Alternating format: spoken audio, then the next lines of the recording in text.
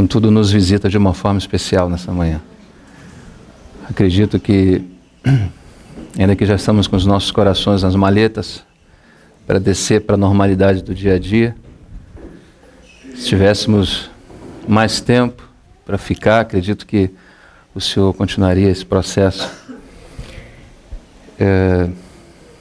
Mas na fé do Filho de Deus, nós cremos que mesmo ao descer daqui, podemos nos manter na presença dEle. Não é necessário, nem fundamental, nem essencial, vir uma vez por ano. Nós precisamos apenas nos voltar para Ele. Em qualquer momento, em qualquer lugar, se você se volta a Ele, Ele é mais interessado nisso do que você mesmo e eu. Então, quando nós nos voltamos a Ele, aí está Ele, para nos socorrer, para nos encorajar, nos ajudar, nos encaminhar. Graças ao Senhor por tudo que já tem sido falado nesses dias. Seria até uma redundância tocarmos em pontos que já foram mencionados. Estamos realmente, de fato, crendo que o Senhor já tem feito aquilo que Ele desejou fazer conosco nesses dias. Eu gostaria de fazer apenas algumas considerações e também parece que o tempo ficou para que respondêssemos algumas perguntas que os irmãos escreveram lá, deixaram lá na caixa. Eu queria lembrar a vocês um escrito que certa vez eu li, de um determinado especialista. Ele tinha fama internacional nos simpósios que ele fazia por aí afora sobre criação de filhos. Ele ministrava sobre criação de filhos. O título das suas mensagens eram Os 10 Mandamentos para os Filhos. Mas ele não tinha filho. E aí surgiu o primeiro rebento. Nasceu o primeiro rebento. E logo depois o título da sua mensagem mudou para 10 tentativas da criação dos filhos. Passou de 10 mandamentos para 10 tentativas. Nasceu o segundo filho. E o título mudou novamente para 10 possibilidades de criação dos filhos. Quando nasceu o terceiro filho, ele parou de fazer conferência. Então, realmente, nós entendemos que essa não é, na verdade, como já foi mencionado aqui, ela não é uma receita de bolo, irmãos. Nós precisamos desesperadamente da ajuda do Espírito Santo para nos conduzir nesse caminho que nós nunca andamos antes. Não é? Acho que se fizéssemos graduação no tema família, e depois mais um ano de pós-graduação, depois mais 2 anos de mestrado, depois mais 2 ou 4 anos de doutorado, depois mais 2 anos de pós-doutorado, depois mais alguma coisa de PhD, chegou no final. Nós ainda não saberíamos como fazer. Por que isso é assim? Porque a palavra e o Espírito precisam caminhar junto na nossa experiência. A palavra nos traz a informação, a palavra nos traz a orientação, a palavra nos aponta o caminho, mas o Espírito traz a realidade. Nós podemos estar cheios de informação. Se o Espírito não nos socorrer, essa não é uma obra de Zeus, essa obra é de Deus. As mãos humanas não tocam nela. Por isso que nós precisamos realmente do Senhor. Então, esse ponto que eu gostaria de mencionar um pouco nessa manhã, dessas relações da palavra de Deus com o socorro de Deus, porque a palavra te traz a responsabilidade de tudo que nós ouvimos, nós nos tornamos responsáveis. Mas a capacidade não vem de nós. Nós não temos capacidade de nos tornar responsáveis para um tamanho chamamento. Então, o que acontece? Precisamos dobrar os nossos joelhos e dizer, Senhor, se o Senhor não nos ajudar, se o Senhor não entrar em cena, nós não seremos capazes de corresponder a tamanho chamamento. Eu lembro uma frase que o Adeildo gosta muito, do Alberto Caeiro. Lembra, Adeildo? Aquela frase de um pensador português, Fernando Pessoa, um heterônimo de Fernando Pessoa. Fernando Pessoa criava uns heterônimos, por assim dizer, que eram pessoas que eram personagens que falavam da sua própria personalidade. E um desses personagens chamado Alberto Caeiro, dizia: o universo não é uma ideia minha. A minha ideia do universo que é uma ideia minha. Não são palavras canônicas, não estão no cânon sagrado, mas nos fazem refletir, não fazem? Pensa nisso. O universo não é uma ideia sua nem minha. A minha ideia do universo é que é uma ideia minha. Então, se a gente mudasse para família, o princípio seria o mesmo. Família não é uma ideia minha. A ideia que eu tenho de família é que é uma ideia minha. E aqui surge um grande problema, porque nós somos subjetivos por natureza. Toda vez que nós precisamos fazer alguma coisa, tomar uma decisão, seja ela qual for, nós sempre recorremos aos nossos recursos naturais. E quando nós recorremos àquilo que nós temos como depósito, se é algo natural, se não é algo que nasceu em Deus, então nós estamos correndo um grande risco agora. Você senta numa mesa com irmãos e cada um aí tem a sua opinião sobre de como deve ser criada a família. Fala: não, eu fui criado assim com o papai, eu entendo assim, lá em casa nós fazemos assim, não é?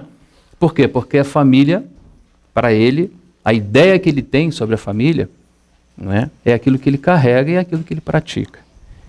Então a importância da palavra, amados, em primeira instância, é mudar o nosso norte, é mudar a nossa maneira de ver, é mudar a nossa visão. Nós precisamos de visão. Eu não sei se essa palavra alcança o nosso coração, se ela chega até nós de maneira adequada, como ela deveria chegar. Eu não sei se ela chega a ponto de ganhar o nosso coração, a ponto de nós desistirmos de aplicar os nossos recursos naturais, não é? Naquilo que nós entendemos ser o melhor para a família. Muito cuidado com isso. Muito cuidado com o que você entende sobre família. Não é suficiente. Ainda que a sua família, você consiga colocar ela como aquelas crianças que se sentam direitinho na reunião, que penteam bem o cabelo, se senta com a perna cruzada. Há muita aparência de espiritualidade nisso. Mas a pergunta é Cristo formado na sua família? Porque esse é o objetivo da família. Levar o nome, levar a imagem, levar o testemunho da Trindade. Então não vai ser suficiente apenas os seus e os meus recursos. Ter boas famílias, a sociedade tem muitas famílias boas. Mas nós não estamos falando de bons comportamentos. Nós estamos falando da formação de Cristo em nós. Nós estamos falando de um padrão que nem sequer nós conseguimos tocar. E por isso a necessidade da ação do Espírito Santo. Assim como Jesus no seu tempo, nos dias da sua peregrinação aqui, ele produziu toda aquela maravilhosa obra. Na mesma proporção, o Espírito agora, nesse tempo, ele está trabalhando para que aquela obra seja produzida em nós. Se você observar alguns textos, para você ver a demanda do Evangelho, o que é o Evangelho, o que são as nossas demandas, o que são as coisas que estão, de alguma forma, inerentes, nasceram conosco ou nasceram na cultura do lar onde nós vivemos. De alguma forma absorvemos os nossos pais, essas tradições, e achamos que elas são, assim, então, de fato, necessárias para os nossos filhos. Nós só vamos deixar esse engano quando nós olharmos para o tamanho da obra no qual nós somos envolvidos, na qual nós somos chamados. Quando você vê o padrão da obra de Deus, o lugar onde Ele colocou a sua obra, expressada por certos versículos, você se espanta. Quando o Senhor fala, por exemplo, de perfeição, em Mateus capítulo 5, no versículo 48, Ele fala: sede vós perfeitos, como é perfeito o vosso Pai que está nos céus. Ele estabelece um padrão muito alto para se viver. Todos nós deveríamos buscar assim, porque, como disse certa vez a irmã Jane Guyon, ela dizia: perfeição não é uma coisa tão complicada assim quanto parece. Ela dizia, experimentando as profundezas de Jesus Cristo, nesse livro. Perfeição é Jesus Cristo. Se você se volta para Ele, se você vive para Ele, e se você vive com Ele, você vive em perfeição. Não é? Acho impossível você estar nos santos dos santos, da sua experiência, ajoelhado no seu lar, no seu recôndito, lá na sua cabeceira de cama, enfim, no seu canto, no seu a sós com Deus. No momento que você está quebrantado diante dEle, que você está ouvindo dEle, a ministrar dEle ao seu coração e você a Ele, você está em quebrantamento. Acho muito difícil pecar nessa hora. Aí está a quinta essência, da relação com Deus, no momento em que a experiência de ser perfeito é experimentada. Tudo que nós experimentamos se é verdadeiro, se é divino, é em comunhão com Ele. A perfeição é Ele, a submissão é Ele, a vida é Ele, não é? O governo é Ele, tudo é Ele. E a família nasce nesse contexto. A família é para expressar as realidades da vida da Trindade, da maneira como a Trindade vive, porque precisa haver um testemunho na terra. A terra não pode ficar sem testemunho. Como Paulo disse que,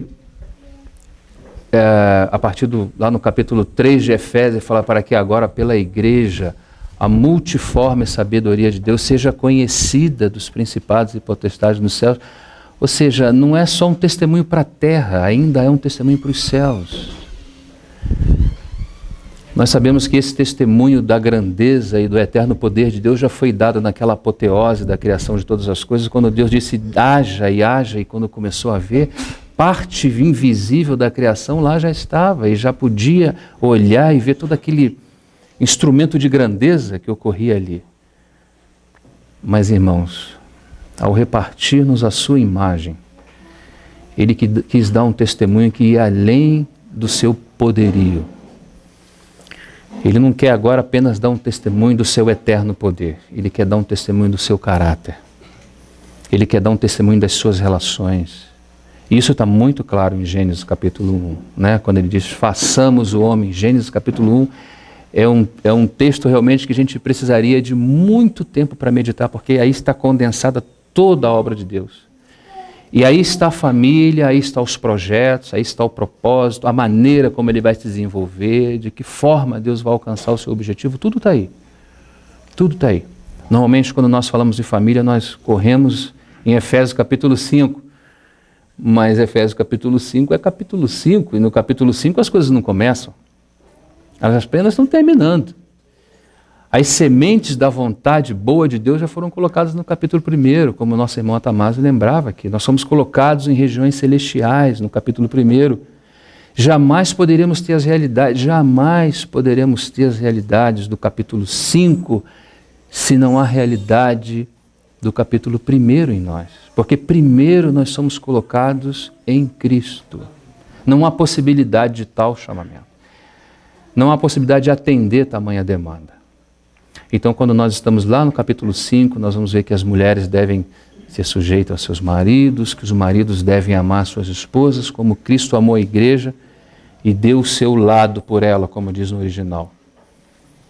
E aí a gente fala, bom, você tem que amar como amou Cristo? Espera aí, vou comprar um buquê de rosas. E não vou pôr meia dúzia de rosas não, vou pôr 12 para poder impressionar. E aí, quando alguém olha de lado e fala, o que você está fazendo, irmão? Dando um buquê de rosa para sua esposa? Eu estou amando ela como Cristo amou a igreja.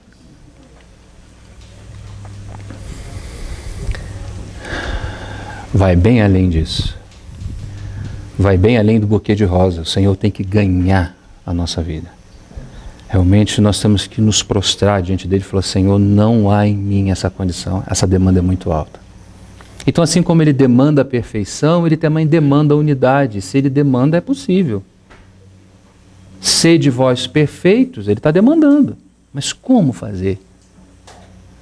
Como ser isso prático? Aqui temos que ser cuidadosos, porque aqui está a quinta essência do Evangelho.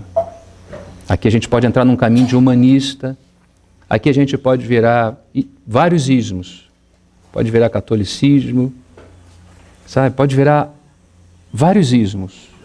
Só não vai ter cumprimento da palavra de Deus. Porque se a coisa for de nós, na tentativa de por nós mesmos tentarmos, buscarmos fazer, nós realmente não vamos conseguir. Então, qual é a demanda para a perfeição? Sede perfeito como é perfeito o vosso Pai. Você não gosta de praticar a palavra de Deus? Está aí uma boa palavra para você praticar. Como tu és em mim, João 17, e eu em ti, isso é padrão de unidade. Que eles sejam um em nós. Olha o padrão novamente. Novamente uma demanda, se está pedindo aqui, se está demandando aqui. Quando se fala do perdão, Colossenses 3,13, assim como Cristo vos perdoou, assim façais. Irmão, você está liberado, irmão, está perdoado, está perdoado. Poxa, irmão, isso é coisa que se faça? Então nunca perdoa. Porque o perdão é algo que desce, irmão. É só em Deus que é possível fazer isso. Tudo só é possível em Deus. Então você vê quanta demanda para amor, para amar a esposa, está aí a demanda. Para sujeição, está aí a demanda. Então quando a gente vai para Efésios, mencionávamos isso aos irmãos lá em Macaé, quando a gente vai para Efésios, na verdade nós temos que dar alguns passos para trás. Nós temos que nos encontrar em algum lugar para poder ter a realidade espiritual daqueles capítulos. Então o primeiro passo é chegar em Efésios capítulo 1. Mas quando você chega em Efésios capítulo 1, simplesmente é anunciado que você está em Cristo. Então tem que dar um novo passo para trás. E à medida que você vai dando passos para trás, não vou me alongar nesse processo, mas à medida que você vai voltando, você vai chegando cada vez mais próximo do propósito, onde tudo começou. E sabe onde começou isso? Na eternidade com Deus. Nem se podia ter revelação disso. Somente no dia que o Senhor Jesus veio a essa terra, ele pôde revelar o seu Pai com mais clareza. E da mesma forma como ele é um vaso para conter o seu Pai e revelar as verdades ocultas que ninguém conhece a Deus. Somente o Pai conhece o Filho, e somente o Filho conhece o Pai, é uma relação fechada. Então o Filho precisa vir e precisa demonstrar-se aqui, porque ele é a expressa imagem da sua hipóstase, né? Do Pai. É ele quem vai mostrar quem é o Pai. Da mesma forma, irmãos, quando o Senhor Jesus vai daqui, a terra não pode ficar sem testemunho. Então agora ele deixa a sua família. Ele agora deixa aqueles que vão testemunhar dele, para que esse testemunho seja permanente. Não é? Para que esse testemunho seja permanente. Então quando nós chegamos lá na eternidade, porque você vê Paulo escrevendo aos Efésios, e quando ele fala para que agora pela igreja, ele já está no clímax de todo esse processo. É um amadurecimento já final. Para que agora pela igreja a multiforme sabedoria, que é Cristo, agora formado na igreja, seja conhecido dos principados e potestades do céu. Essa mesma igreja que é formada por famílias. Então Deus quer dar um testemunho, você percebe isso? Não imagine que família é para família, não faça isso. Vai ficar sem sentido. Se perdermos a Cristo de vista, perdemos todos os sentidos. Sabe para que é a família, irmãos? É para ser um vaso para conter a Cristo. Porque esse verso do capítulo 3, do versículo 10, de Efésios, é exatamente isso que ele está dizendo. Para que agora, pela igreja, ele vem falando do mistério de Cristo em todo o capítulo 3, ele fala, para que agora, pela igreja, a multiforme, as muitas formas de Cristo, que é a sabedoria de Deus, seja vista, seja conhecida. Ele quer exibir o seu Filho através das famílias. Há principados e potestades no céu. Desde quando? Segundo, versículo 11, segundo o eterno, irmão, está vendo? Segundo o eterno propósito que fez em Cristo. Ou seja, então o propósito foi feito lá na eternidade, lá atrás, não havia tempo, nós não estávamos. Nós estamos por causa desse propósito. Nós não estamos por causa da família. Nós estamos por causa de Cristo. É o propósito de Deus, são onde os olhos de Deus estão colocados. Sabe onde nós nos colocamos aí? É porque nós somos co-herdeiros. Nós estamos em Cristo. Por isso agora nos tornamos agradáveis ao Pai. Não é, irmãos? Mas se nós olharmos para a nossa família como, não é que nós queremos a coisa mais bonitinha da terra. Vamos trabalhar para isso. Não é isso. Não é isso. Deus quer exibir o seu Filho. Por isso ele está aperfeiçoando as famílias. Quando você então chega na eternidade, você precisa voltar agora para chegar no tempo. No tempo é onde Deus vai criar o terreno para construir tudo isso. Mas o propósito não está aí, porque Deus ele não faz as coisas antes de planejar. Deus é um Deus de planejamento. Não é? Deus não improvisa, irmão. Deus não é um Deus de improviso, Deus é um Deus de propósito. Então você tem uma sequência que é Deus mesmo, Pai, Filho e Espírito Santo, e você não tem a criação em seguida, você tem o propósito, o telos, o propósito eterno de Deus. E é nesse propósito que você encontra a família. Então, quando vem a criação é para sustentar o telos. A criação é por causa do propósito. Deus quer a família, Deus está trabalhando na família por causa desse propósito. Como Paulo fala, segundo o eterno propósito que fez em quem? Em Cristo Jesus. Ele é o centro do propósito.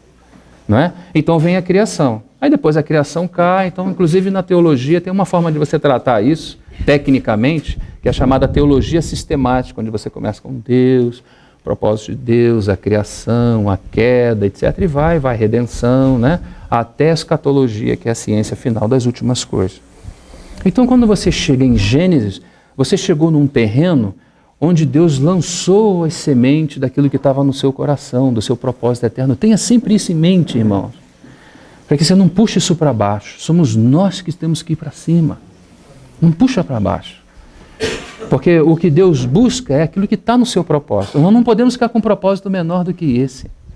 Todas as orientações, tudo que nós temos ouvido tem que servir para esse propósito. Nós somos para Ele. E tudo que gerar em torno, tem que gerar em torno dele. Se você tirar Cristo, acabou tudo. E você vai ver isso exatamente quando o Senhor está jogando as suas sementes, as sementes da criação. Você vai ver quando ele começa dizendo, e disse Deus. Aquela é a 8ª expressão. Sabe por quê? Porque antes de Deus colocar a família, como Ele é um Deus de planejamento, Ele planeja, Ele fez a terra, não é? Criou todas as coisas que estão na terra, tudo foi criado por Ele. Você já observou por que todas essas coisas foram criadas? E disse Deus, e disse Deus, e disse Deus, e disse Deus, e disse Deus, por 7 vezes. Na 8ª vez, ele usa uma letrinha hebraica, val, que quer dizer também disse, e então disse. Esse então tem todo o significado. Porque depois dele colocar o ambiente necessário, agora ele vai colocar a família. Então já vai um recado para nós aqui, para os pretendentes ao casamento. Não precisa trabalhar numa grande corporação, não precisa ser milionário para casar, mas é necessário sim, de alguma forma, ter alguma base. Porque já vemos esse exemplo aqui, da Trindade. Criou tudo, criou o terreno adequado para que ele começasse a fazer o trabalho, para colocar aquela primeira família naquele terreno que ele criara, segundo o seu eterno propósito.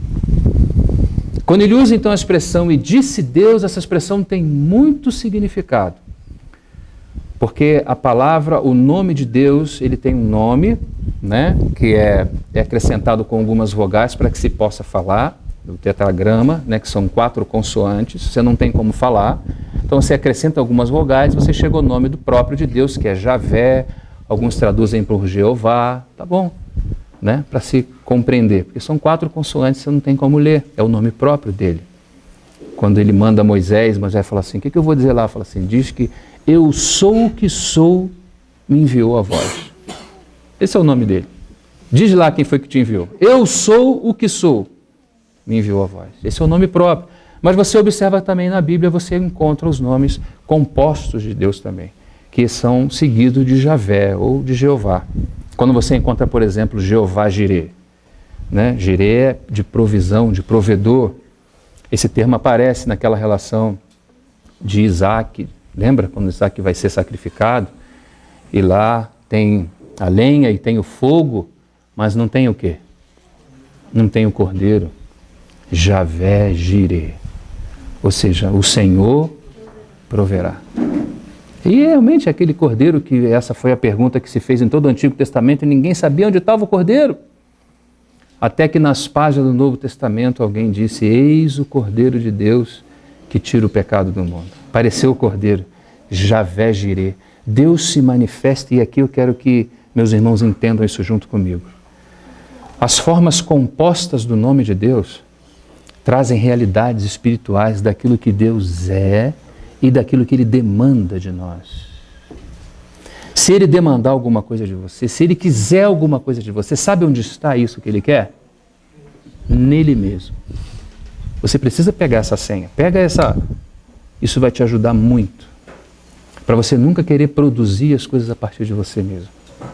Certo? Está dando para entender? Jeová Jirê é aquele que provê. Quando você tem dificuldade, quem será o seu provedor, irmão? De onde vem a sua esperança de provisão? Desse Deus, Jirê. Quando você precisa de paz, de onde vem a paz? Irmão, tem um psicólogo aí que vai te ajudar.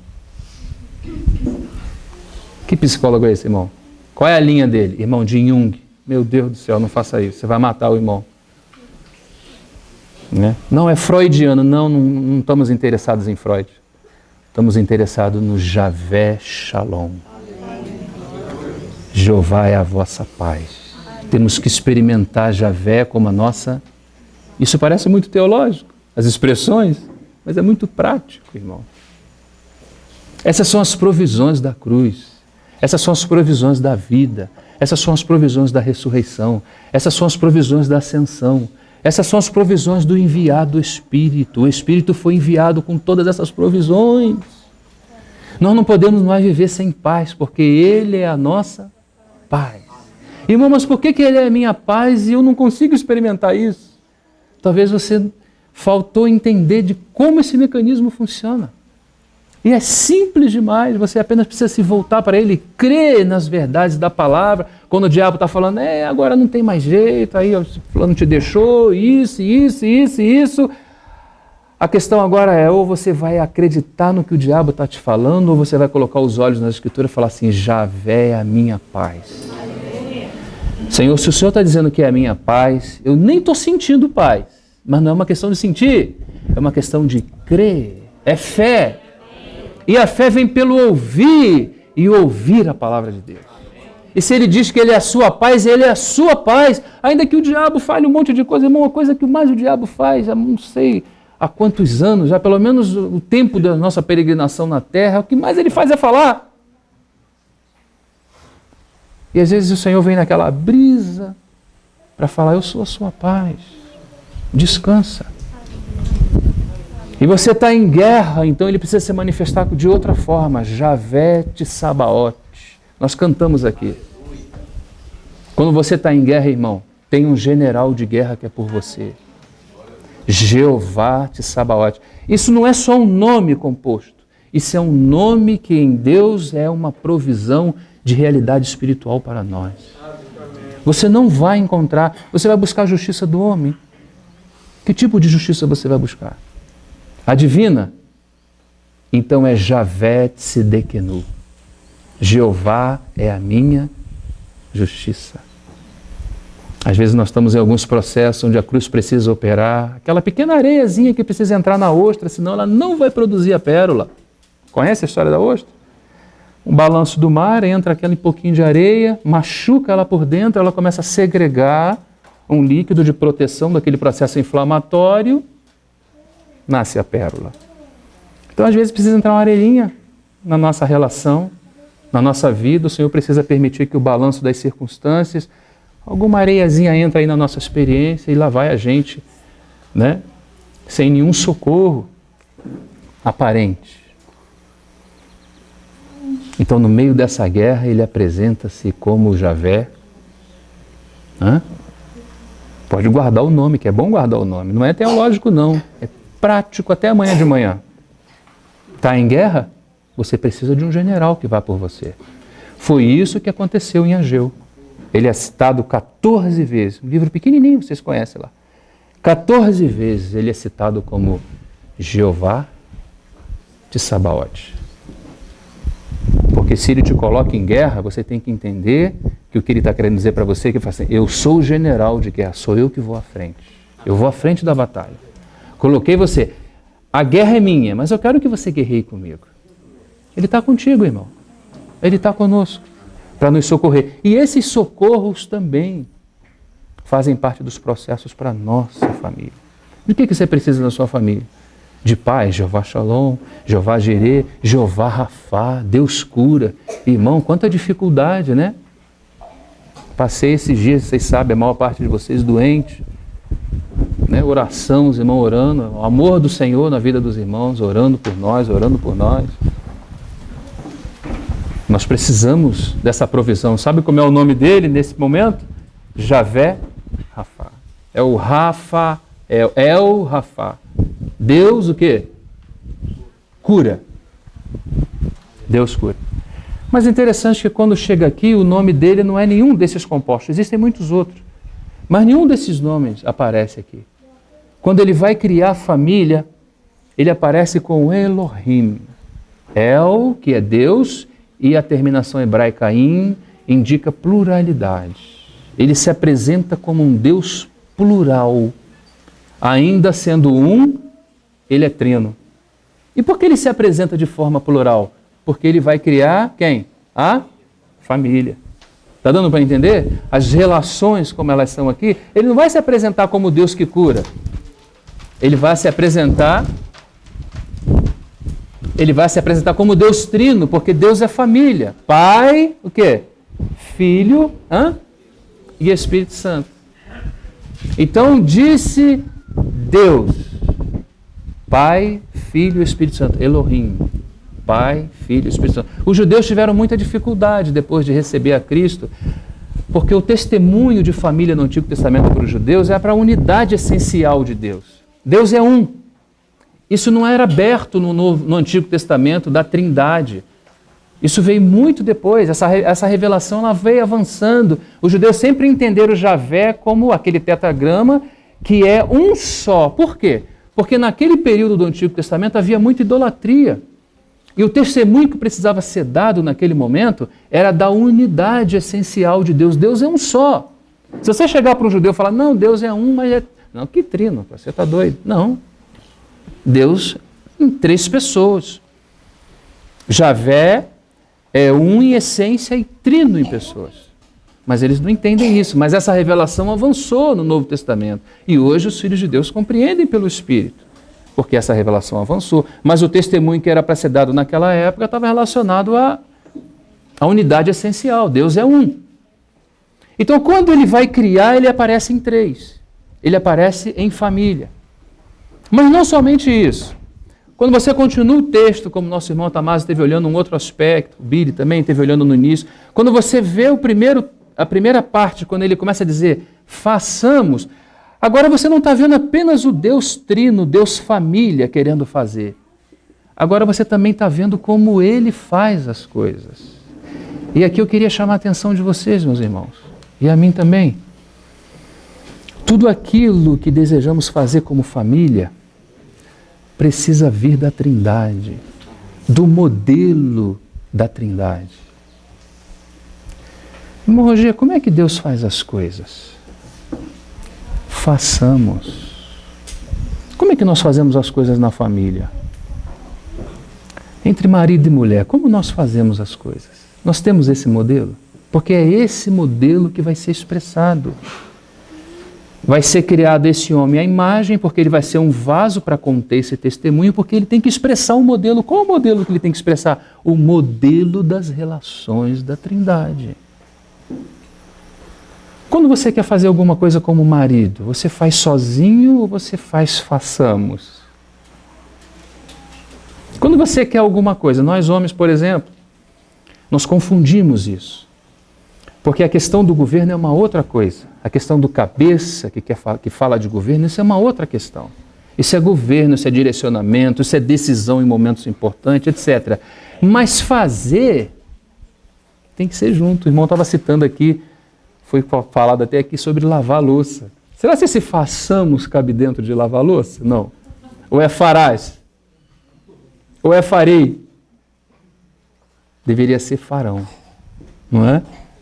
Porque família tem esse aspecto de crescer junto, de fazer junto, de caminhar junto. E a gente tem muita dificuldade realmente disso. A gente sabe disso. Nós crescemos numa cultura que as coisas já falam para a gente como tem que ser as coisas. Mulher tem que lavar a louça, homem tem que fazer isso, não sei o que tem que fazer aquilo. Irmão, não tem coisa mais saudável do que a política bíblica. Política não é algo ruim em si mesmo, não é uma palavra pejorativa. Politicagem, sim. Você ir trabalhar e sua esposa cuidar dos filhos, isso é uma forma política, é uma forma organizacional do lar. Mas existem muitas coisas que nós poderíamos fazer juntos, não é? como família. E muitas dessas coisas nós não consideramos porque nós já viemos, já chegamos com aquele determinado prejuízo, não é? Desde novo, papai criou assim, mamãe criou assim, fizeram da melhor maneira, irmão, nós não temos dúvida disso. Mas o Senhor, quem sabe agora, quer nos reeducar em muitos desses processos. É muito triste quando a gente, nós homens principalmente, precisamos ser mais cuidadosos nisso. Nós gostamos de ser servidos, não é? É uma cultura, irmãos. Não que você não possa ser servido. Mas eu acho que essa palavra façamos, ela precisa ganhar o nosso coração. Às vezes a gente usa autoridade para fazer uma coisa que a gente poderia ter feito com a esposa, poderia ter feito junto com ela. Ela poderia ter feito junto conosco. Mas eu usei da autoridade porque eu sou cabeçudo. Cabeça é outra coisa. Cabeça é outra coisa. Cabeçudo. Não é? Família não é uma ideia minha. Eu preciso me submeter ao que o Senhor o que o Senhor quer me falar. Eu preciso colocar o meu coração nisso. Então, como eu sou cabeça, então eu decido por fazer. Tem muitas coisas que estão chegando nas famílias, que são oportunidade de Deus para que a gente faça junto. Mas por que Deus quer que faça junto? Porque nós crescemos juntos. Lembra desses exemplos? O homem pecou, não foi? Sua mulher, todos os detalhes lá. E depois o Senhor, então, veste o homem que Deus vestiu ou foi a mulher? Quem foi que eu não lembro? Que Deus vestiu? Foi o homem ou foi a mulher? Os dois, porque a redenção é coletiva também.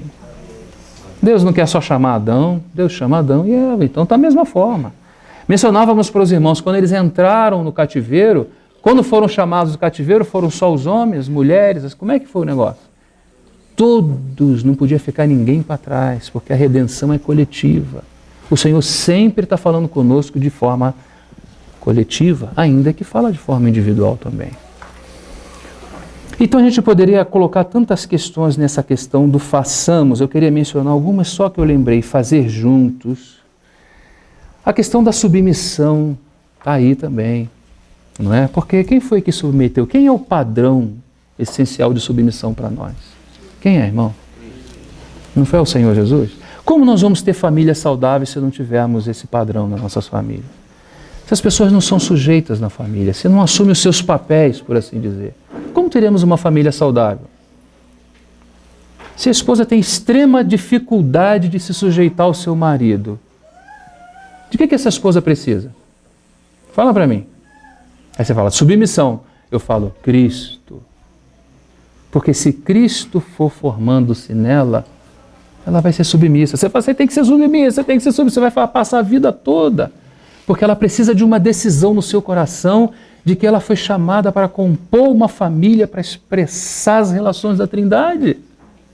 Então, qual é o assunto das relações da Trindade em relação à submissão? Irmão, o filho é inteiramente na obra, porque o filho não é maior do que o pai, nem o pai é maior do que o filho.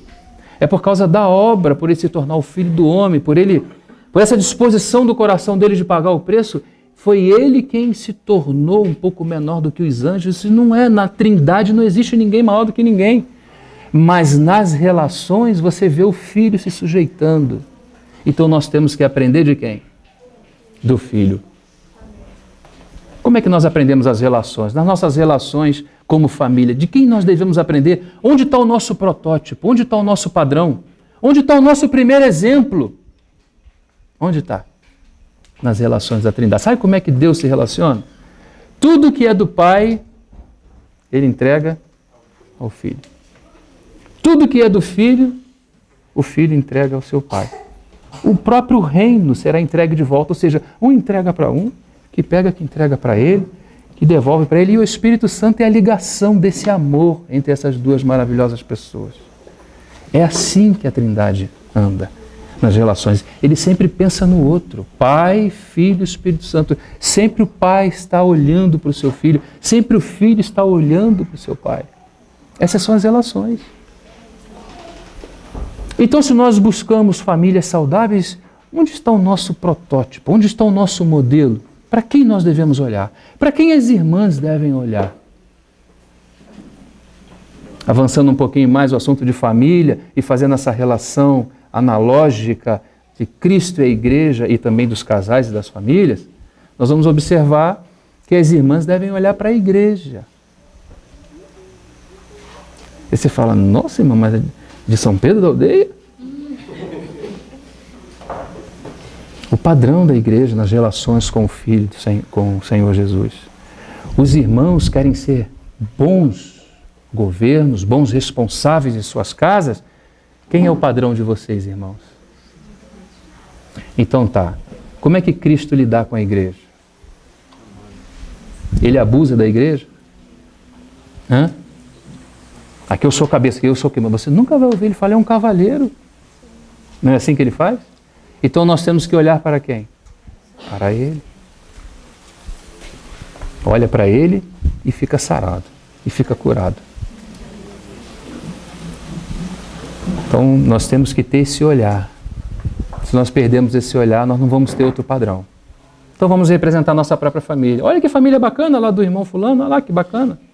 O pessoal todo formado, e isso e aquilo, claro, faz parte. Mas ainda não é o chamado de uma forma mais profunda. Mas quando você vê um marido que faz tudo pela esposa, então você está vendo uma figura aí, uma realidade espiritual de uma figura, não é? Como o pai dá tudo para o seu filho. Quando você vê um irmão, porque as relações também, nós somos como família, e as relações são entre irmãos. Quando um irmão faz pelo outro, nós vimos alguns pequenos exemplos aqui, pequenas migalhas para a glória de Deus. Um irmão começou a mexer na cadeira aqui, um irmão, eu vi isso. Eu estava mais atrás, não participei do processo. Vi, agora preciso participar. Um pegou uma cadeira e ninguém falou nada com ninguém, o outro pegou, e quando foi ver tudo estava arrumado, ninguém falou nada com ninguém. Essa coisa linda, irmão, essa coisa orgânica, o Espírito fluindo entre nós para essa coisa, sabe, de uma forma natural, por assim dizer, ainda que divina. É isso que Deus quer ver nos nossos relacionamentos. Quando nós passamos a ser constituídos dessas realidades espirituais, é assim que acontece. Você não faz força. Vou correndo lá comprar uma rosa que está ruim, negócio em casa. Você não precisa fazer força. À medida que nós vamos sendo constituídos disso, é isso aí mesmo que somos. Porque se Jesus é bom, isso não faz parte da unidade essencial de Deus. Ser bom faz parte do caráter de Deus. E caráter é uma coisa que ele comunica a nós, ele não comunica a essência dele, isso ele não comunica. Todo-poderoso, onisciente, onipresente, isso ele não comunica nenhuma criação. Mas o caráter ele comunica. Então se ele é bom, nós também podemos chegar a ser. Amém? Então tudo isso está conectado a essa realidade espiritual. Então ele continua o texto, ele façamos o homem à nossa imagem. Aí você vai observar que esse homem é feito à imagem de Deus. Mas depois você vai em Colossenses 1,15 e diz que a imagem de Deus, quem é? Ele é a imagem do Deus invisível. Agora ele começa a dizer que o Senhor é a imagem do Deus invisível. Aí quando você vai em Romanos 8, como em Efésios capítulo 1, diz que nós estamos sendo formados essa imagem. Olha, duas palavras e uma terceira que junta essas duas. Olha, primeiro o homem é feito à imagem, não é? Depois você descobre que essa imagem é o Senhor Jesus. Depois Romanos fala que nós estamos sendo formados nessa imagem. E Paulo aos Coríntios vai dizer que o Deus desse século cegou o entendimento dos incrédulos para que não lhes resplandeça a luz do Evangelho da glória de Cristo, que é a imagem de Deus. Ou seja, Satanás está contra essa formação, porque Satanás sabe muito mais do que muitos de nós que o que Deus quer fazer é exibir o seu filho dentro da família. É formar essa imagem. Existem alguns processos aqui, eu queria mencionar apenas um ponto. E a gente vai fazendo a curva de terminar o assunto. Então, façamos o homem a nossa imagem, conforme a nossa semelhança. Quem lembra o restante? E domine. Sabe o que significa isso, amado irmão? É que esse mesmo Deus trino que colocou essa primeira família no jardim, sabe qual é a finalidade disso? É para que ele exerça domínio. Essa família precisa exercer domínio. As forças do mal já haviam caído. O diabo já havia descido com a terça parte dos anjos. Tem uma guerra espiritual aqui terrível instalada e você tem que abrir o olho para isso. Sua família está sendo edificada por causa dessa guerra. Tem que dar testemunho dele mediante as narinas do dragão. Estamos aqui não é para nenhuma outra coisa. Além das nossas relações que nos fazem crescer nele, nos preparam para essa batalha, para esse testemunho aqui. Senão você já teria ido, partido. O Senhor está te preparando para cá. Por quê? Porque façamos o homem à nossa imagem, conforme a nossa semelhança, e mais embaixo um pouquinho, e exerça domínio. Sabe o que é isso? Isso é o reino. As famílias são estabelecidas porque Deus quer estabelecer o reino dele. Sabe o que é o reino dele? A esfera onde ele domina. Sabe onde é a esfera que ele domina? Aonde está o seu filho. Todos os lugares que estão o seu filho, você chama esse lugar de reino, porque ele é o rei desse reino. Onde há Cristo na família, na mesma medida aí há o reino. A expressão do reino na vida das famílias é até onde essas famílias cresceram em Cristo. Não é até onde elas penteiam o cabelo direitinho. Ninguém quer saber de pentear o cabelo direito, ainda que é bom pentear o cabelo. Nossos olhos precisam estar abertos para isso. Está nos formando no Filho, porque o Filho é a área, a esfera de domínio. Onde entra o Filho, entra o reino. Então, quando a família vai sendo trabalhada nesse reino, nessa visão, vai sendo acrescentada, vai crescendo nele, ela também vai dele, porque o princípio é esse, irmão. Aquele que crê em mim, como diz a Escritura, o quê? Rios de água viva fluirão do seu interior. Então o Senhor investe na primeira família para que a partir da primeira família a segunda seja beneficiada e a terceira também, e assim vai essa sangria. E por isso que o Evangelho chegou até nós. Paulo falou para Timóteo: filho meu, que ouviste diante de muitas testemunhas, confia a homens fiéis e idôneos para que também possam ensinar outros. Precisa ser fiel porque precisa guardar o modelo, não pode entrar nessa loucura de moda. Tem que guardar o modelo, irmãos, temos que ser fiéis com a palavra até o final. Não podemos inventar nada. Para termos boa família, vamos inventar uma coisa aqui. Vamos fazer um festival de pipoca. Ou de sorvete. Isso não é para a família. Família é um vaso para receber a Cristo. Contê-lo e expressá-lo. Foi para isso criada a família. Foi para isso que Deus te deu o sentimento de pai. Porque na Trindade há paternidade. Deus é pai. Deus te deu o sentimento de... Por que nasce filho? Pensa comigo. Ah, irmão, porque ele é a alegria do lar. Oh, irmão, deixa isso para a 15ª possibilidade, irmão. Nasce filho porque você precisa entender que Deus tem um filho. Seu filho, Jesus Cristo. Se estivesse numa terra muçulmana, podia perder o pescoço agora. Porque acredita-se que Jesus é um homem iluminado, é um profeta, filho de Deus não. Aí você perde o pescoço. Mas oxalá que a graça de Deus esteja conosco na hora de perdermos os pescoços e mantermos a confissão de que Ele é o Filho de Deus. Então por que você é filho? Porque você precisa ter esse sentimento também do que é ser filho. Porque na Trindade há um filho. Entende? Então, todas as relações da Trindade, que são de uma forma invisível, de alguma forma Deus vai produzindo isso na terra através da vida da família. Por isso que na família tem pai, por isso que na família tem mãe, né? Por causa dessas relações da Trindade. E porque Deus quer estabelecer a partir da sua imagem, que é o caráter dele. Porque a imagem, deixa eu falar para os mais novos, imagem, porque às vezes você fala de imagem, você, será essa imagem de Santa Luzia que esse irmão está falando, igual Santa Luzia, igual não sei quem? Não é esse tipo de imagem. Imagem na Bíblia fala do caráter, fala da natureza, não é? Amém? Fala do caráter, fala da natureza. Então o que Deus quer mostrar na vida da família é a natureza, é o caráter. E o caráter de Deus é expressado através do seu Filho, por isso que ele é chamado a imagem do Deus invisível. Você não vê o Deus, o Pai. Nunca ninguém o viu. Mas o Filho, né, que está no seio do Pai, ele fez o conhecer. Então o Filho tem a capacidade de revelar. O Filho não é o Pai, como o Pai não é o Filho.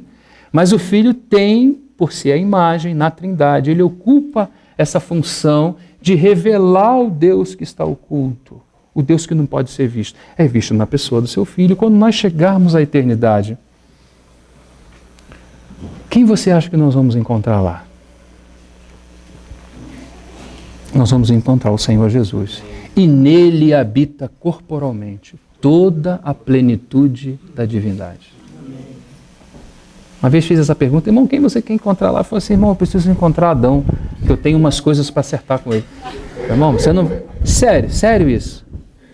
Eu falei: irmão, você não vai querer ir para o céu arrumar essa confusão, né? Não é possível que essas coisas vão ser resolvidas aqui por baixo. Outro falou assim: eu quero encontrar Abraão, irmão. Aí, irmão, eu quero ver Isaac, quero ver como é que era Isaac. Diz que fulano era muito formoso, vai estar por lá, quero vê-lo. Tem muitas expectativas, mas, irmão, lá vai estar o Senhor da glória. Lá vai estar o teu irmão mais velho. Eu creio que nós vamos poder dar um abraço nele. Você quer dar um abraço nele? Hã? E você, Tiago? Quer? E quem não quer, irmão? Que maravilha poder encontrar o nosso Senhor por lá. Vinde, bendito do meu Pai, possuí por herança o reino que vos está proposto desde antes da fundação do mundo. Irmão, imagina aí, você consegue imaginar? Não. Mas creia, nós vamos estar com o nosso Senhor. Não é? Então, nesse preparativo agora, Ele nos chamou para cooperar com Ele nesse propósito. E nós precisamos estar muito firmes disso, muito conscientes disso. Então, já entendemos então que a vontade dele é o reino. E família é o meio pelo qual ele escolheu para projetar essa imagem, projetar o seu caráter, dando testemunho a principados e potestades que viram já essa grande apoteose, esse trabalho tremendo que ele fez no universo. Mas sabe por onde agora potestades e principados estão conhecendo ele? Através das famílias. Porque Cristo é o caráter, Cristo é a imagem do Deus invisível. Então como é que você pode ver o Deus invisível a nível de caráter? No Filho. E o Filho já manifestou em grande parte esse caráter e continua a manifestar, porque depois que ele morreu, ressuscitou, ascendeu aos céus, enviou com o Pai o Espírito, eles são inseparáveis. Então dentro da igreja está a Trindade, irmão. E por estar a Trindade dentro da igreja, o Filho, o Espírito trabalha para que o Filho seja essa manifestação do Deus invisível. Então o principado está olhando, sabe o que eles estão olhando? Eles não estão olhando para ver, nossa, que família jóia aquela. Puxa, ela paga todas as suas contas. Ainda que temos que pagar, viu, irmão? Mas não é isso que eles estão olhando. Irmão, eles estão olhando aquelas coisas ocultas que eles nunca viram em Deus, que estão no Filho, que é a manifestação do Deus invisível, e esse Filho agora está na igreja, nas famílias. Então, quando você olhar para a família, quando o principados e potestades colocar os olhos na família, sabe o que eles querem ver? Irmãos, eles não querem ver o quanto você canta bonito, o quanto você é isso, é aquilo. Eles querem ver que nessa família está sendo formado aquele que tem a imagem do Deus invisível, aquele que manifesta de Deus coisas que nunca foram vistas. Nunca foram vistas por principados e potestades.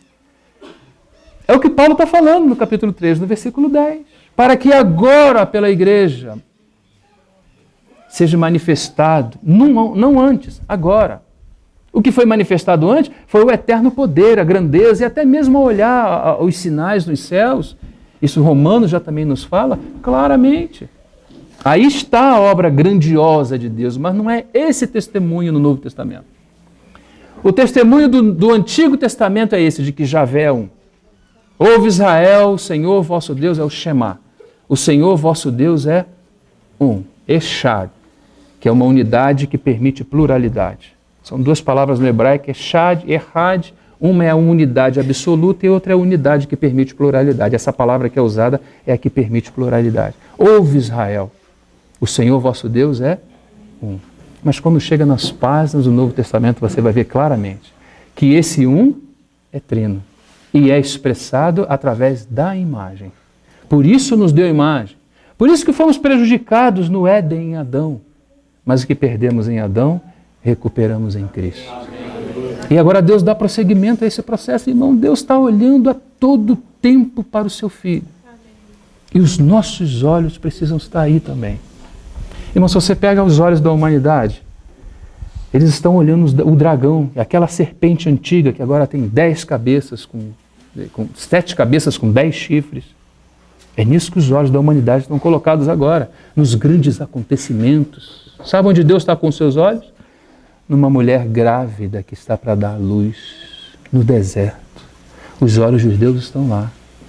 Sabe por quê? Porque essa gravidez está produzindo algo maravilhoso, que é o seu próprio filho. Esse testemunho maravilhoso. Então eu queria, para terminar, eu queria mencionar apenas um ponto. Nós precisamos de ter em conta algumas coisas aqui. Algumas coisas já foram mencionadas, mas eu gostaria de enfocar um ponto só. E vai ser muito simples para os meus irmãos entenderem juntamente comigo. Existem algumas ferramentas criadas, destinadas por Deus para levar ao amadurecimento dessa família celestial. Uma delas, sem dúvida, é a palavra. É o que traz o entendimento, que traz o conhecimento da vontade divina. Não resta dúvida. O outro ponto que contrabalanceia esse é o Espírito.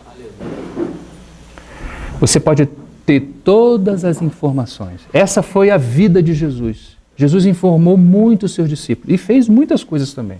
Se vocês acompanhem comigo, nós vamos ler 3 versículos que são altamente importantes para esse processo, para a gente entender esse trabalhar da Trindade na igreja, nas famílias, para a expressão da imagem do Filho, a fim de que o reino seja estabelecido. Então, olhe comigo Mateus, capítulo, logo no início, Mateus, me parece que, deixa eu ver aqui,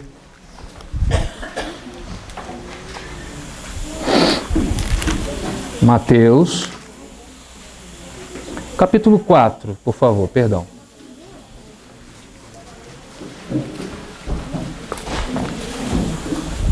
Vou tentar ser bastante pragmático, para que os mais novos possam compreender. Ainda que às vezes parecem coisas complexas, mas deixa eu falar uma coisa para você. Nunca coloque complexidade em contradição com simplicidade.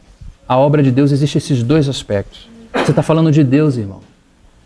Nós somos envolvidos nisso. Nós não estamos envolvidos numa coisa pequena. Então, por mais simples que pareça ser, e o é, também é complexo. E por mais complexo, é manifesto de forma simples. Então, não podemos colocar uma verdade em detrimento de outra. Devemos ser muito profundos ou rasos? Não, podemos ser rasos e profundos. Devemos ter isso ou ter aquilo? Esse é o nosso problema. Irmão, tudo que é de Cristo deve ser bem aceito. Essa é a palavra. O que não for de Cristo, você põe do lado. Mas o que for de Cristo, receba com ações de graça. Então aqui o texto diz o seguinte, capítulo 4, versículo 17. Desde então, para ser bem objetivo aqui, vamos direto ao texto, sem o contexto. Desde então começou Jesus a pregar e a dizer: arrependei-vos, porque é chegado o reino dos céus. Versículo 23. Percorria Jesus toda a Galileia, ensinando nas sinagogas e pregando o evangelho do reino e curando todas as enfermidades e moléstias entre o povo. O que Jesus ensinava? O evangelho do reino. Vamos ao capítulo 9, por favor, acompanhe comigo. Guarde essas palavras, irmãos, porque esse é o início do ministério do Senhor Jesus.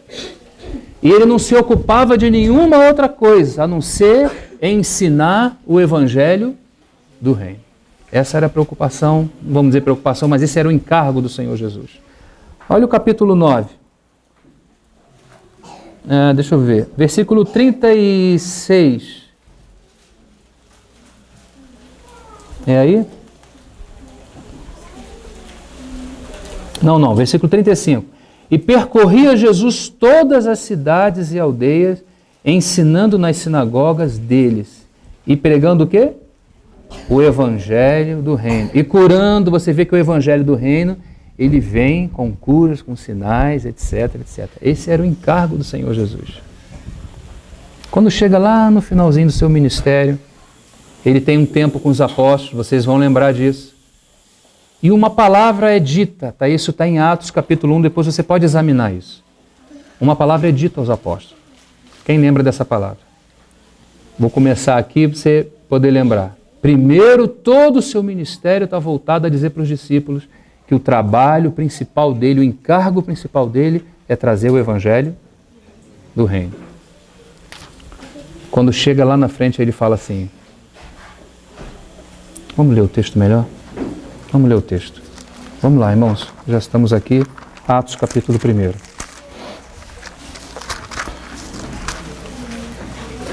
Ficai em Jerusalém.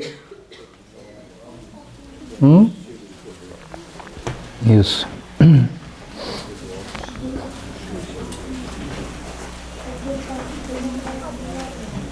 Vamos ler a partir do versículo 6, acho que podemos pegar. Aqueles, pois, que se haviam reunido, perguntaram, dizendo, Senhor, restaurarás tu nesse tempo o reino de Israel? Ainda estavam pensando num formato messiânico político, não é? Ainda tinham algumas dificuldades por aqui. Versículo 7, disse-lhes, não vos pertence saber os tempos, versículo 7, ou as estações que o Pai estabeleceu pelo seu próprio poder, mas recebereis a virtude do Espírito Santo que há de vir sobre vós. E o que mais? E ser-me-eis testemunhas, tanto em Jerusalém, como em toda a Judéia e Samaria, até os confins da terra. Ficai em Jerusalém, até que do alto sejais revestido de poder. Você consegue ver as duas faces da mesma moeda? Primeiro ele ensina os seus discípulos a quê? O Evangelho do Reino. O Evangelho do Reino você pode relacionar com tudo aquilo que é a vontade de Deus para o estabelecimento do Reino. Mas onde está, depois da responsabilidade desses discípulos de receber o Evangelho do Reino, onde está a capacidade dos discípulos para praticar o Evangelho do Reino, aquilo mesmo qual eles foram ensinados?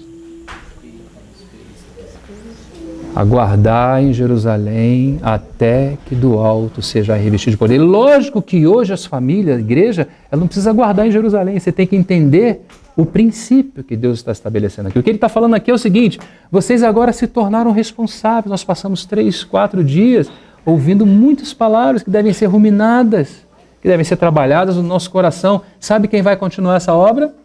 Quem é? O Espírito. Só Ele vai poder nos ajudar. Então você tem a responsabilidade por aquilo que você ouviu, mas a capacidade de realizar, de colocar essas coisas em práticas, em realidades espirituais, é quem? Ah, irmão, e aqui tem um problema. E que o Senhor nos ajude, irmãos, porque pouco nós conhecemos sobre o ministério do Espírito Santo. Pouco a igreja hoje se envolve com isso. Irmãos, nós ficamos sempre com a metade do bolo.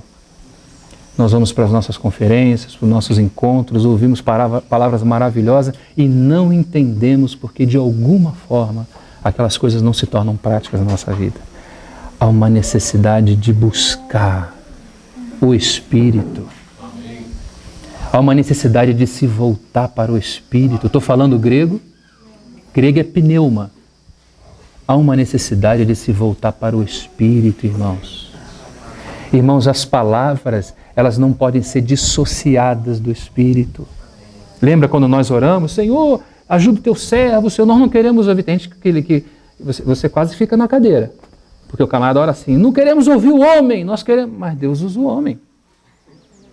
Nós não queremos ouvir o homem, nós queremos ouvir a voz de Deus. Ah, irmão, como é que você vai ouvir a voz de Deus se Deus não vai usar o seu irmão? Faz isso não, irmão. A perna treme, você não consegue levantar da cadeira. A gente está na confiança de que o Senhor vai falar toda vez que nós abrimos a sua palavra. Essa é a nossa confiança porque nós entendemos que o Senhor quer falar. E se os corações estiverem abertos para ouvir, o Senhor vai falar. Mas Ele vai usar o homem, irmão. Ele é capaz de usar até uma mula. Ele vai usar o homem, não ora assim não. Senhor, abençoa o irmão, abençoa teu servo, você com ele, ajuda ele, eu sei que a perna dele está tremendo, está difícil para ele. Vem cá um cadinho, irmão, vem cá um cadinho, lê aqui a escritura com a gente para você ver como é que é. Ninguém tem capacidade, a gente vai caminhando nisso 30 anos, até hoje, para levantar as pernas treme. Porque eu estou convicto, juntamente com meus irmãos, que a capacidade não vem de mim. Eu posso ler muitos textos, posso passar muitas horas, podendo passar muitas horas lendo muitos textos. Essa é a parte importante e principal. Esse, digamos, é o trilho no qual a locomotiva tem que passar. Mas se o Espírito não entrar em cena, não vai entrar a realidade espiritual disso que lemos que estudamos e que ouvimos. Quer a sua família diferente, irmãos? Ora sobre tudo o que você ouviu aqui. Busca o Espírito sobre tudo o que você ouviu aqui. Busque o Senhor. Irmão, é Ele que traz de uma forma que nós não temos capacidade de explicar. Ele traz uma capacitação numa hora que vem dele mesmo, porque você fala, de onde que vem isso, meu Deus? Por que o meu coração está batendo dessa forma tão intensa em relação a esse assunto agora? Uma coisa que eu nunca me preocupei. Porque não é só uma questão de ensinamento. Tem um Espírito que se move por trás dessas palavras. E Ele quer ganhar o seu coração, Ele quer ganhar o meu coração. Então você tem que sim focar na palavra, mas não esqueça do Espírito Santo. É Ele quem vai socorrer você. Foi Ele quem socorreu os apóstolos. Quando aconteceu aquilo em Jerusalém, você já viu a história de Atos do Espírito Santo? Você já viu? A primeira pregação, 3.000 almas. Hoje, para 3.000 almas, tem que pedir dinheiro na televisão, tem que fazer tanta coisa, meu Deus. Não chega nem meia dúzia. Não é de televisão que a gente precisa, é a ação do Espírito Santo. O irmão Livingstone ministrava a palavra em 8 quilômetros, pessoas ouviam, sem microfone. Coitado, pobre Roger. 8 quilômetros, um homem cheio do Espírito Santo. As pessoas criam a 8 quilômetros de distância. Nós precisamos da ação do Espírito. E deixa eu falar uma coisa para você. Assim como foram os dias do Senhor Jesus aqui na terra, do seu encargo, esse é o momento do encargo do Espírito. Se você e eu não compreendermos isso, nós vamos ficar cheios de mandamentos, sem saber o que fazer com eles. Eu já sei, irmão, pode ficar tranquilo. Senhor, vai ver o Adeildo lá, que o Adeildo está precisando. Deixa eu aqui, que eu já sei como fazer. Não sabe, nós não sabemos. Porque por mais que você entenda a palavra, você precisa da ação do Espírito. Ele aplica essa palavra, ele pega essa palavra e ele aplica. Existem outros mecanismos, o assunto da cruz e outras coisas, mas nós estamos nesse ponto do Espírito. E vou terminando aqui porque não é finalidade avançar tanto nesse tema, mas é um tema que nós precisamos considerar, senão não haverá realidade espiritual. Quando a gente fala assim, irmão, nós precisamos de realidade, sabe o que é realidade? Fala para mim o que é realidade. É o Espírito. Realidade é o Espírito. Sabe por que a obra tem 2.000 anos e esses meninos se batizaram ontem? Sabe por quê? O Espírito. A obra pode ter 20, 40, pode ter 50 mil anos, não deve chegar a isso, obviamente. Mas o Espírito traz fresquinho para você. Lembra o dia da sua conversão? Chorou muito? Não. Lembra o dia da sua conversão? Sabe o que é aquilo? Ou aquele? O Espírito. Você muitas vezes escutou o Evangelho, teve um dia que ele entrou igual uma espada no seu coração. Qual é a diferença, irmãos? Porque você sempre escutou, nunca foi considerado, nunca foi misturado com fé. O Espírito não esteve aí pairando, chocando sobre a face das águas. Essa é a obra do Espírito, como o início da terra, não é? Havia um grande vazio, mas o Espírito de Deus é Ele que tem essa capacitação, é Ele que se move e traz essas realidades. É Ele que completa a obra de Deus. É a Ele que está outorgado isso. Mas o que ocorre? Marcamos nas nossas localidades de reuniões de oração, são as menos frequentadas. Não é? Irmão, vai ter um churrascão aí. Costumo dizer aos irmãos, aparece até espírita. Enche. Entende, irmão? Então, deixa eu falar isso para os meus irmãos. Primeiro a mim que estou falando. É um tempo de buscar o Espírito. É um tempo de buscar o Espírito.